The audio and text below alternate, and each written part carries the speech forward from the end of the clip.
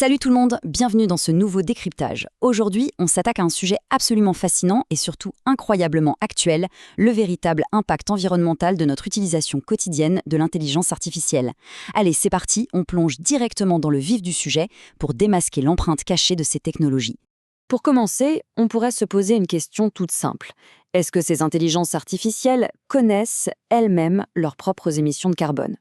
Après tout, on parle des systèmes informatiques les plus pointus de la planète.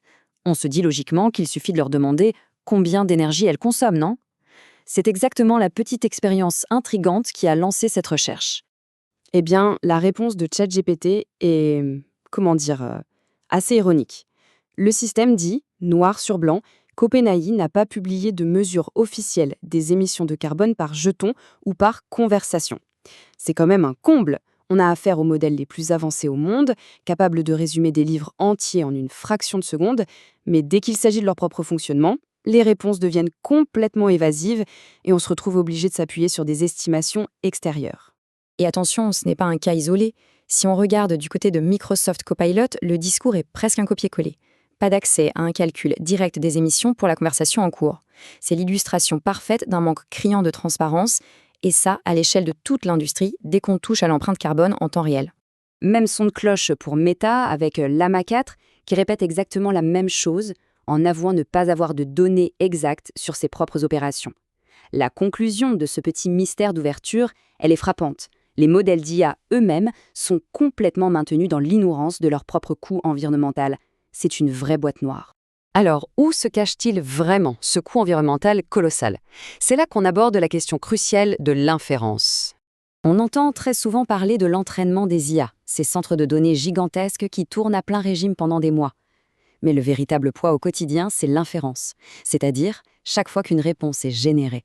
Et les chiffres donnent le tournis. 70 à 90%. C'est le pourcentage massif des émissions globales d'un modèle d'IA au cours de sa vie qui provient strictement de son utilisation opérationnelle. En fait, l'entraînement, ce n'est vraiment que la partie émergée de l'iceberg. Et ça, ce n'est pas juste une vague estimation. Google a fait une analyse super approfondie du cycle de vie de son propre matériel, les fameux TPU, et le constat est clair. L'utilisation opérationnelle représente plus de 70% des émissions sur toute la durée de vie du matériel. C'est une confirmation incontestable qui nous prouve qu'il faut absolument scruter l'usage quotidien. Mais pour bien comprendre, ramenons ça à une échelle humaine. Sam Altman a utilisé une comparaison qui marque les esprits. Une requête moyenne sur ChatGPT consomme environ 0,34 Wh. En gros, c'est ce que consomme un four électrique allumé pendant un peu plus d'une seconde. Si on visualise un peu la chose, c'est comme si on allumait un four à chaque fois qu'on posait une question. L'impact devient soudainement beaucoup plus concret.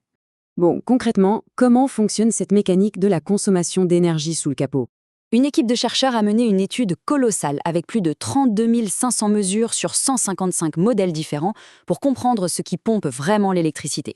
Et le résultat est sans appel. Générer du texte, ce qu'on appelle les jetons de sortie, consomme énormément plus d'énergie que de simplement lire les données d'entrée. Demander à la machine de rédiger un long texte, ça demande une puissance folle comparée au simple fait de lui faire avaler un gros document existant. La lecture, c'est léger. L'écriture, c'est lourd. Très lourd. Pour chiffrer tout ça, il suffit de prendre une base de référence toute simple, 100 jetons en entrée, 100 jetons en sortie. Si on donne à l'IA un long texte de 900 jetons pour lui demander une réponse courte, on consomme environ 2,19 fois plus d'énergie que la base. Mais là où ça dérape complètement, c'est dans la création pure. Si on lui donne une question courte et qu'on exige une longue réponse de 900 jetons, on brûle 11 fois plus d'énergie. Le simple processus de création a un coût totalement disproportionné. Heureusement, il existe des astuces techniques du côté des serveurs.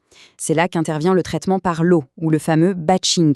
En regroupant 100 requêtes pour les traiter simultanément, on réduit drastiquement le coût énergétique de chaque requête individuelle plutôt que de les envoyer une par une.